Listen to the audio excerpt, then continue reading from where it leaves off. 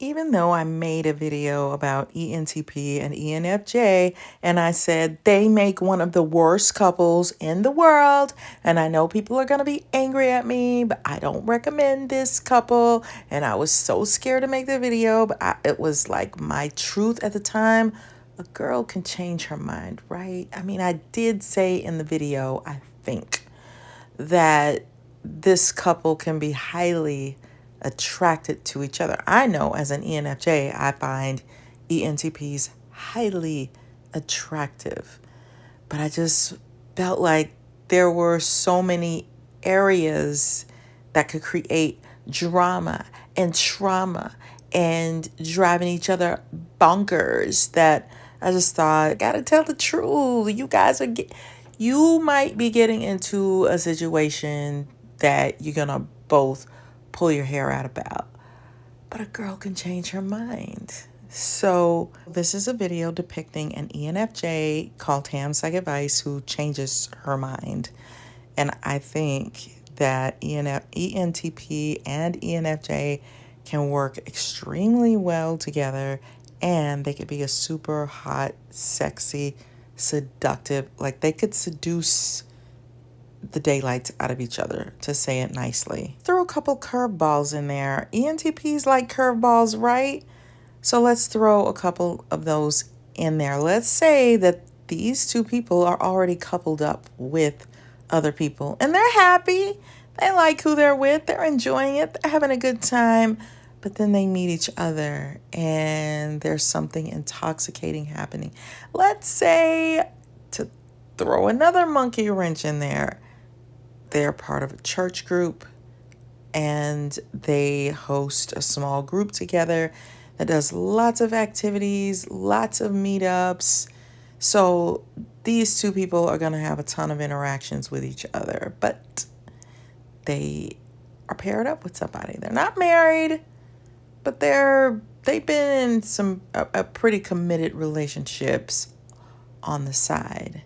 But now these two couples are threatening to be together because there's something intoxicating that they find in each other. And it's just growing. Oh, and did I say that this guy is like way above average good looking? And this girl is considered very, very pretty. And let's just say that this ENTP is a 3 on the Enneagram. And let's say the ENFJ is a 4 on the Enneagram. So she's got enough layers in there to keep the ENTP really interested, because we know Enneagram 4s can kind of like try on identities. They are kind of the artist. They're who am I? Like, I'm diving deep into who I am. ENFJ does that also. So now you've got that compiled on. So you got somebody with quite a bit of charisma there. And then you put on the charm of a 3 Enneagram, because they can be exceptionally charming, which I'm just learning that. But they can be. Unfortunately for the people that they're dating, these two are falling madly in love with each other. And falling in love is involuntary. It's not something that you can control. So they're falling head over heels with each other. But here's the crazy thing. There's one side of them that communicates with each other like best friends. Like when they're planning groups together, they do phenomenal. Like they really help each other to go to new heights with how they do things. So ENTP wants to just flow with it. Like, let's keep the door open. Let's see where things go. The ENFJ is busy planning, like, I want to get this activity just right.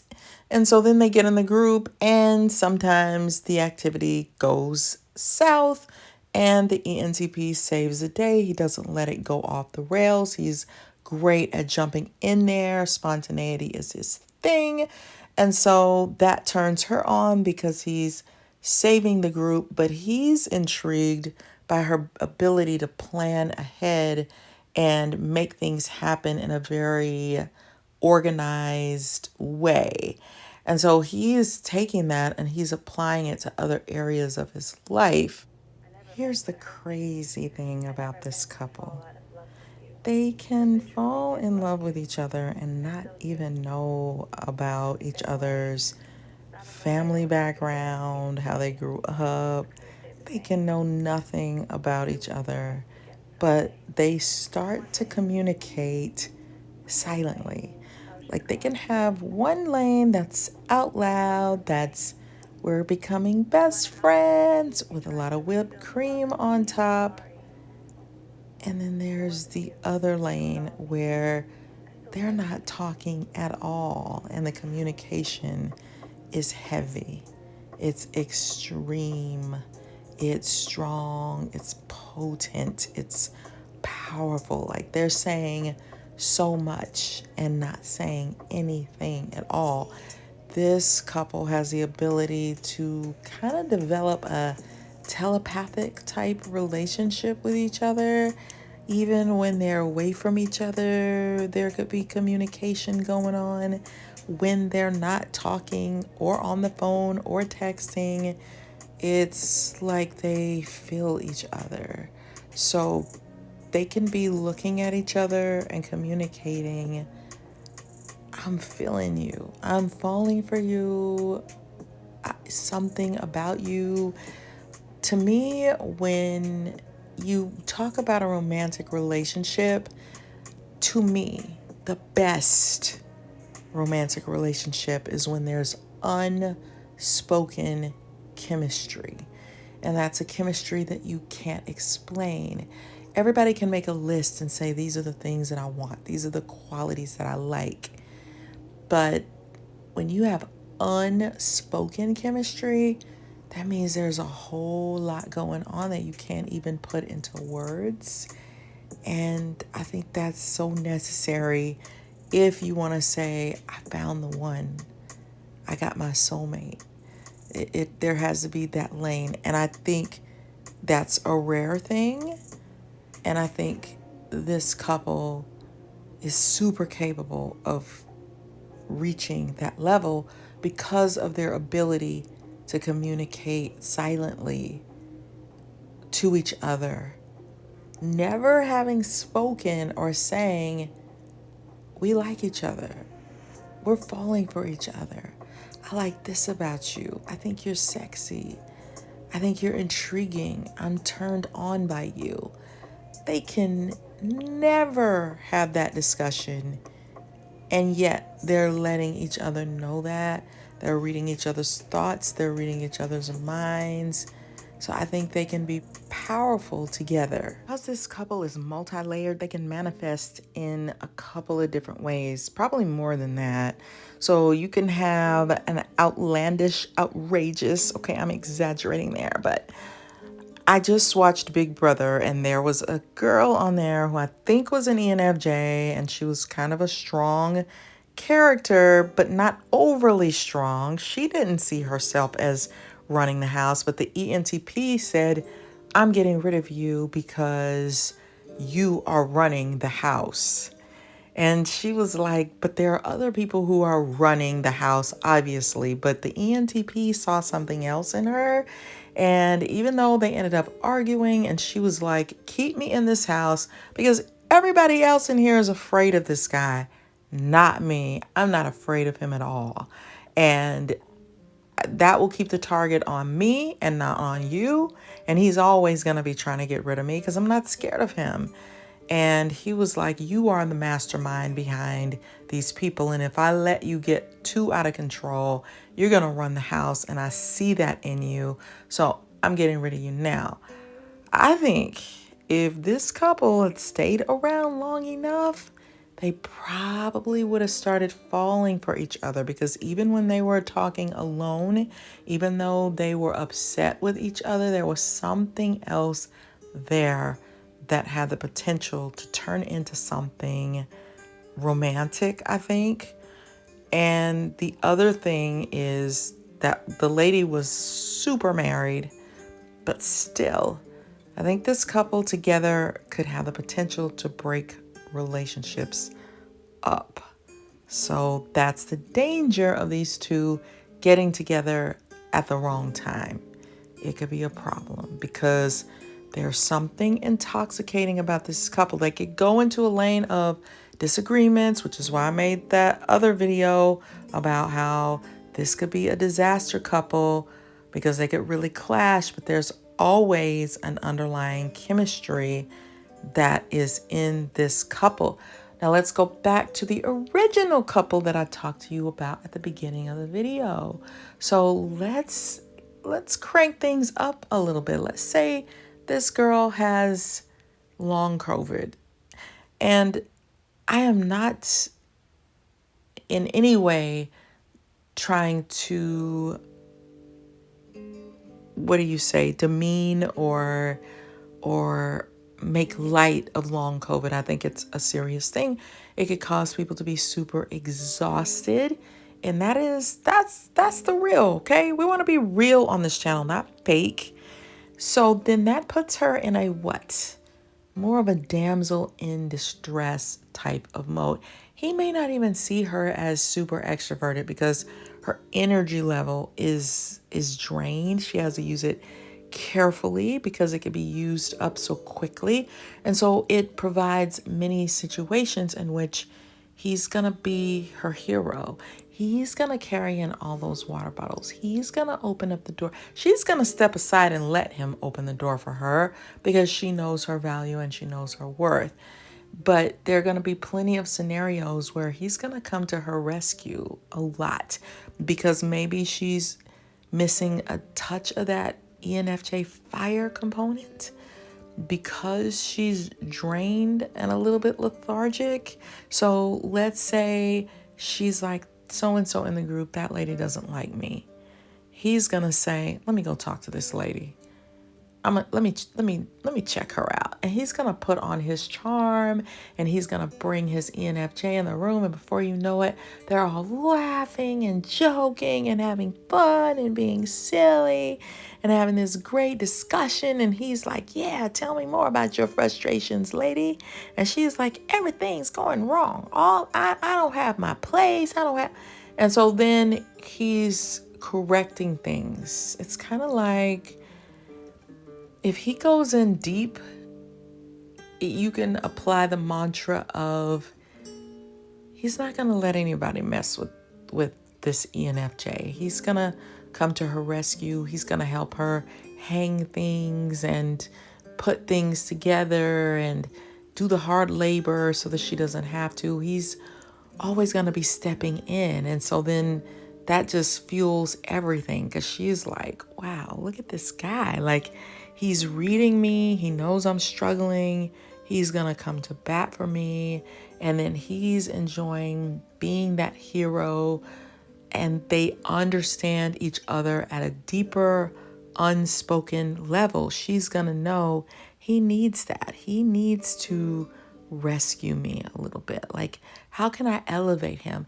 Yeah, I'm good at this. I can run things. I can make things happen. I can step up and be the leader, but I'm going to take a little bit of a back seat and I'm going to share with him my areas of weakness. Like, I don't really understand that chapter in the Bible. So I'm going to let you, like, what can you help me? Let's work on that. Or I may not be the best at explaining that. And so he's going to step in. In other words, there could be a million other scenarios, but they're going to understand each other in a deeper level. And they're going to be not playing each other in a negative way, but playing each other in the sense that I'm reeling you in because I want you. He's going to become obsessed with her in a way, like not in a scary way, but in a romantic way. And she's going to have thoughts that she can't turn off, but she's going to be trying to get in control of those thoughts. That J is really going to work in overdrive because they don't want to hurt the people that they're already involved with. And is it worth it to start all over with somebody new? But when the feelings are this powerful and you have two people who can communicate with each other intuitively all day long without saying a word, without discussion, and they both know that they know, and they're picking up on cues. And it, I mean, it's involuntary falling in love can feel like a deliciously intoxicating dance where every glance ignites a spark that sends shivers down your spine. It begins with that electric moment when your eyes meet and the world around you just fades away, leaving just the two of you wrapped in an unspoken connection. You find yourself drawn to their every movement, captivated by the way they laugh, the way they speak, and the way they effortlessly command the room. Each encounter feels like a thrilling secret, a tantalizing game of flirtation that makes your heart race and your pulse quicken. The chemistry is palpable, wrapping around you like a warm embrace. You can't help but imagine the softness of their lips brushing against yours, the heat of their body close to yours, and the way their fingers might intertwine with yours. Every shared moment becomes charged with an unspoken desire, a magnetic pull that makes it impossible to resist. Your thoughts drift to them at unexpected moments, igniting daydreams that thrill and tease. You fantasize about the intimacy of late night conversation, stolen kisses, and the exhilaration of vulnerability as you let them see the real you. So you see they're seeing sides of each other that they don't show to other people. And not only that, they're understanding sides of each other that they're not having to explain in words. With each heartbeat, the thrill of the unknown deepens, leaving you eager for more. It's a delicious blend of excitement and longing, where the lines between friendship and passion blur, creating an irresistible tension that leaves the ENFJ and ENTP craving their presence. Involuntary falling in love is a seductive journey that they experience where every moment feels like a chance to explore the intoxicating depths of connection and desire, leaving them yearning for the next encounter that might set their heart ablaze once more. And the ENTP has a patience to let that time build. So even though they only see each other like once a week, sometimes every couple of weeks. I mean, they see each other on Sundays for church, but then, that time that they spend apart, it just makes them go even crazier. And for the ENFJ, she might think, I would never get with this, or not, I would never get with this ENTP, but in her mind, the way that some ENTPs may function, she might try to say, I don't think this is going to work. But it's like something starts happening outside of her control. What's funny about our original couple is that there are other people in the group who are falling for them, that are falling for both of them. And they can look at those people and give them messages like, you have nothing to worry about. When the truth is, these two are so intoxicating together that everybody has something to worry about. But they are at a Bible study. So that is a strong indicator that they're going to try to do the right thing. They're going to try to fight this urge, but it's going to be a big fight to fight this one. It could take over everything. So let's add a little meat to this discussion. Let's talk about each individual type for a second. And we're going to talk about why it is that ENFJs bring a unique blend of traits that can be quite seductive and appealing. Here are some qualities that make them stand out. So they can be charismatic and engaging. ENFJs are natural leaders and are often very charismatic. Their ability to connect with others on an emotional level can create a captivating presence, and they are deeply emotional and authentic. So they tend to be introspective and in touch with their emotions. So this depth can be alluring as they often express their feelings in genuine and artistic ways. ENTPs can find ENFJs to be irresistibly attractive, and it's because of their emotional depth. So they can have a rich inner world and can express their emotions in profound ways. This depth can be intriguing and magnetic, drawing others to them. They tend to have a charismatic presence. So ENFJs are known for their charisma and ability to engage with others. Their warmth and enthusiasm can make interactions feel special and memorable. And they could also have a creative side and be artistic and imaginative, bringing a unique flair to their ideas and expressions. And ENTPs love ideas. So that's going to be yummy to them. So this creativity can manifest in various forms, making them fascinating companions. And they can have empathy and understanding. So they've got that feeling preference, which is going to be attractive to the ENTP. So they have a strong ability to empathize and connect with others on an emotional level.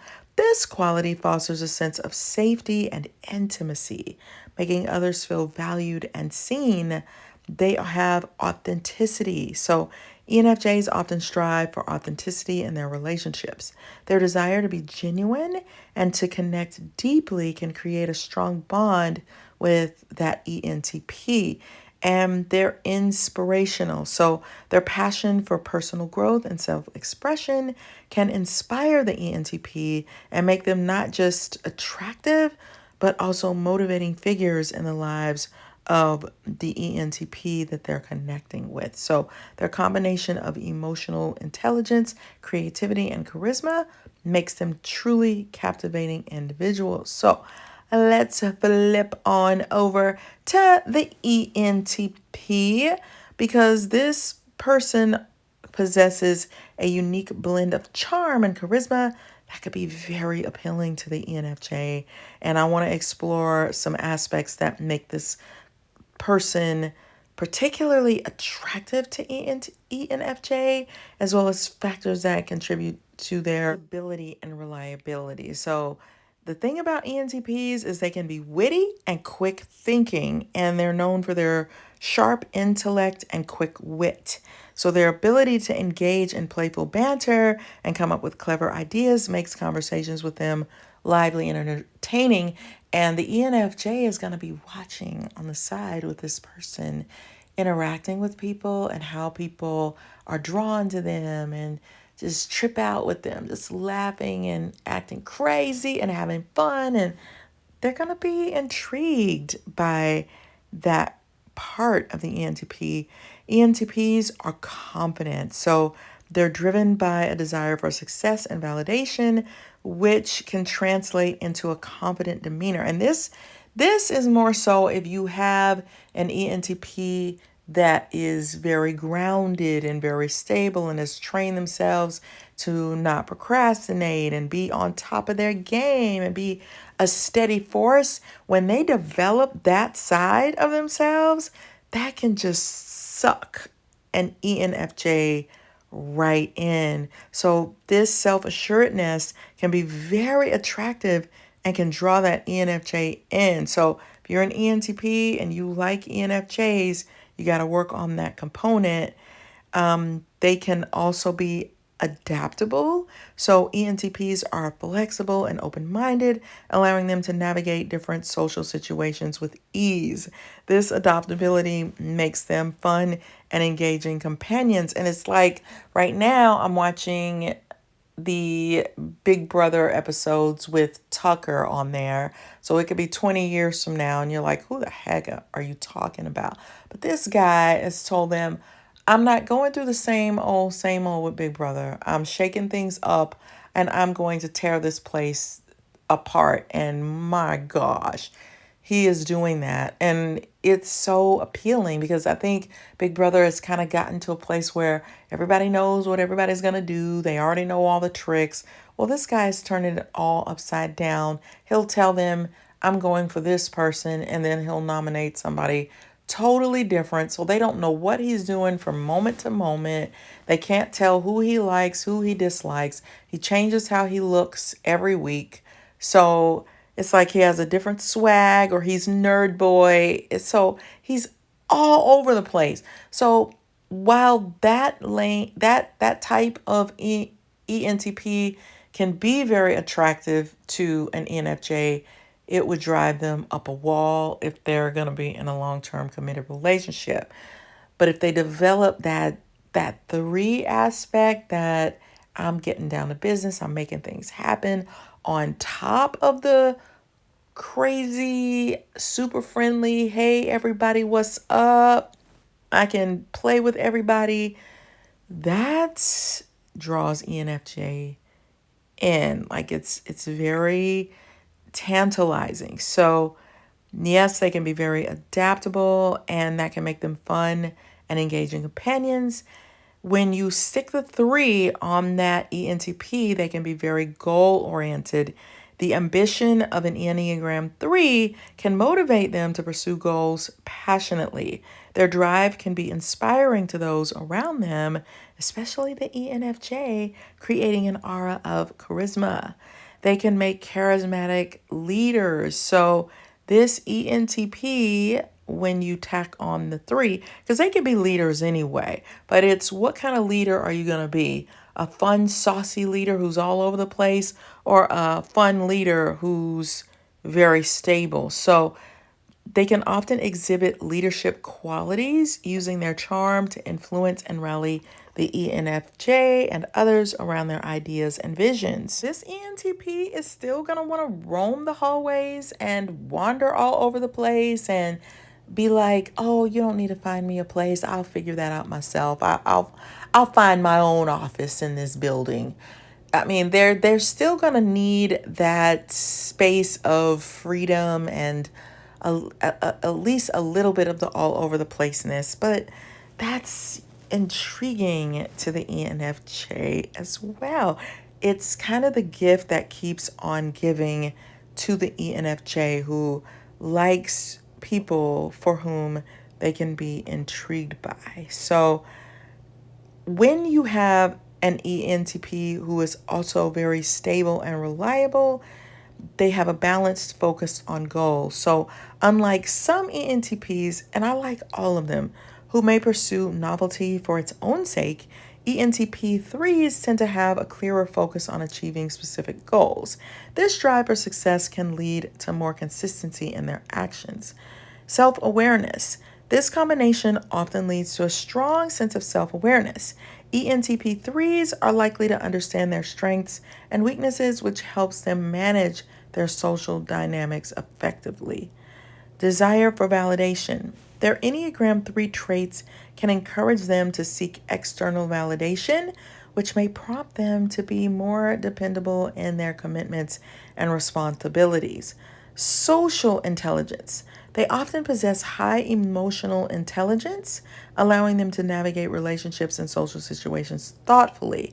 This understanding can lead to stable connections with others, and they can also show the ENFJ a softer side of themselves, a very deeply compassionate, I'm listening, like I'm all ears, like to whatever you're going through. I hear you. I wish I could just come beside you. No, I am going to come beside you and rescue you and make everything right.